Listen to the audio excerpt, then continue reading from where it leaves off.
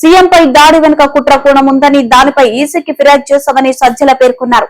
రెచ్చగొట్టే విధంగా మాట్లాడుతున్న చంద్రబాబు పవన్లపై చర్యలు తీసుకోవాలని, రెచ్చగొట్టే ప్రసంగాల వల్ల మళ్లీ ఇటువంటి దారుణాలు పునరావృతం కాకుండా నియంత్రించాలని ఈసీని కోరినట్లు సజ్జల తెలిపారు. కేటపుల్ లాంటి దానికంటే కూడా ఇంకా పవర్ఫుల్ ఆయుధం మీద వాడినారేమో అని అనిపిస్తుంది. డిస్టెన్స్ కూడా కొంత ఎక్కువ నుంచి వచ్చినట్టుంది. పక్కనే బిల్డింగ్లు ఉన్నాయి, ఇవన్నీ ఇన్వెస్టిగేషన్ తేరాల్సిన అంశాలు.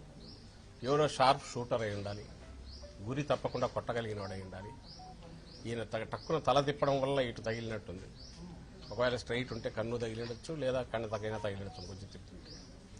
సో ఇంతగా క్లియర్గా కనపడుతున్న ఇది ఎవరో ముందే అనుకొని ఒక ప్లేస్ వెతుక్కొని అక్కడ ఉండి అక్కడ నుంచి ఆ టైంకు కరెక్ట్ షూట్ చేశారు. కొద్దిలో అదృష్టం కొద్దీ అది మిస్ అయింది, లేకపోతే ప్రాణానికే ప్రమాదం ఉండేది. అక్కడి నుంచి ఇది ఎవరై ఉంటారు, ఓ పవర్ఫుల్ పొలిటికల్ సపోర్ట్ లేకుండా ఇలాంటివి చేయలేదు. ఇంకో పక్క ఈయన రెచ్చగొట్టి వాళ్ళని తయారు చేస్తున్నారు.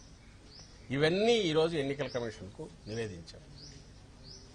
ఇవన్నీ నివేదించి ఈ నేపథ్యంలో తక్షణం ఇప్పటికే ఇచ్చాము, ఇంతకుముందు కూడా అయ్యా వీళ్ళు ఇట్లా మాట్లాడుతున్నారు, వీళ్ళు నోటీసులు ఇవ్వడం కాకుండా రిస్ట్రైన్ చేయండి, ఈ పరిధిలోకి వస్తుందని అలాగే ఎన్నికల కమిషన్ వారికి కంటిన్యూస్ ఇస్తున్నాం.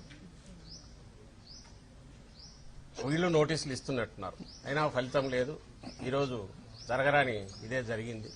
ఈ నేపథ్యంలో ఇప్పటికైనా దీన్ని సీరియస్గా తీసుకుని చంద్రబాబు నాయుడు గారిని, ఆ పార్టీ నాయకులను మొత్తం ఇలాంటి హేట్ స్పీచెస్ కానీ, రెచ్చగొట్టే ఇన్స్టిగేట్ చేసే రెచ్చగొట్టే స్పీచెస్ కానీ కార్యకర్తలకు వాళ్ళకి ఇచ్చి ఇలాంటి దారుణాలకు కారణం కాకుండా తక్షణం నియంత్రించాల్సిందిగా కోరుతూ ఇప్పుడు రిప్రజెంటేషన్ ఇచ్చాం.